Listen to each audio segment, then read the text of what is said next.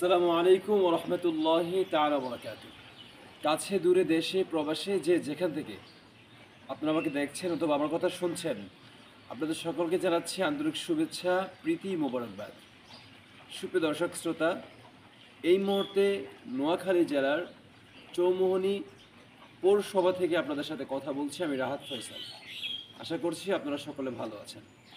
সুপ্রিয় দর্শক শ্রোতা, সকালের নোয়াখালী এ যেন এক নোয়াখালী শহর বন্যার পানিতে ভাসছে। আমরা গতকালকে পীর সাহেব হুজুর মধুপুরের নেতৃত্বে নোয়াখালীর 4টি পয়েন্টে আমাদের স্বেচ্ছাসেবী ভাইরা পৌঁছে গিয়েছে আলহামদুলিল্লাহ, এবং তারা সেখানে আমাদের নোয়াখালীবাসী যারা আছেন, বন্যার পানিতে যাদের অবস্থা খুব অসহায় এবং খুব নাজুক পরিস্থিতির মধ্যে যারা বসবাস করছে, তাদের কাছে হাদিয়া এবং ত্রাণ বস্ত্র নিয়ে আমাদের স্বেচ্ছাসেবী টিম পৌঁছে গিয়েছে আলহামদুলিল্লাহ। নোয়াখালীর 4টি ইউনিটে তারা কাজ করবে। নোয়াখালীর 4টি পয়েন্টে তারা পৌঁছে গিয়েছে, 4টি ইউনিটে তারা কাজ করবে আলহামদুলিল্লাহ।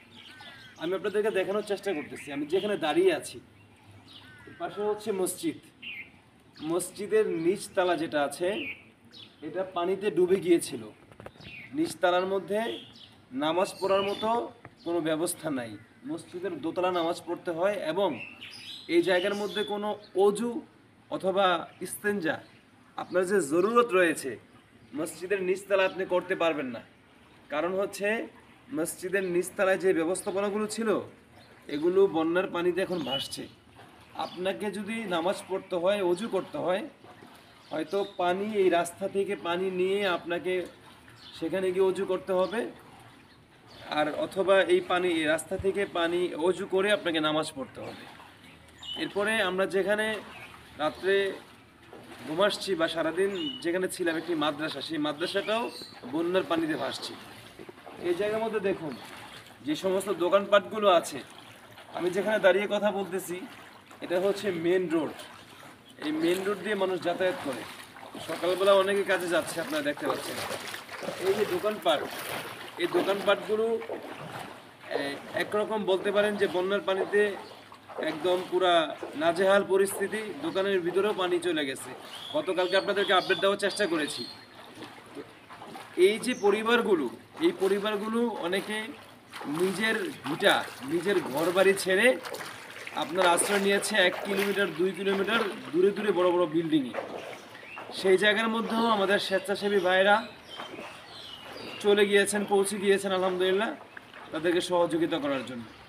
এভাবে যদি আমরা সবাই এগিয়ে আসি, আমার এই বাংলাদেশটা খুব সুন্দর হবে ইনশাআল্লাহ। এই মুহূর্তে নোয়াখালীতে গতকালকে থেকে এই পর্যন্ত যে বন্যা পরিস্থিতি হচ্ছে, গতকাল যে পানি ছিল আজকে সকালবেলা তার থেকে একটু পানি কমেছে আলহামদুলিল্লাহ।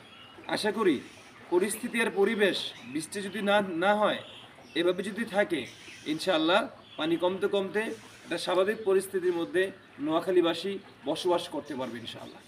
এই ছিল আজকের আপডেট। আপনারা সকলে ভালো থাকুন, সুস্থ থাকুন। আপনাদের সুস্বাস্থ্য কামনা করছি, শুভকামনা। আসসালামু আলাইকুম ওয়া রাহমাতুল্লাহি তাআলা ওয়া বারাকাতুহু।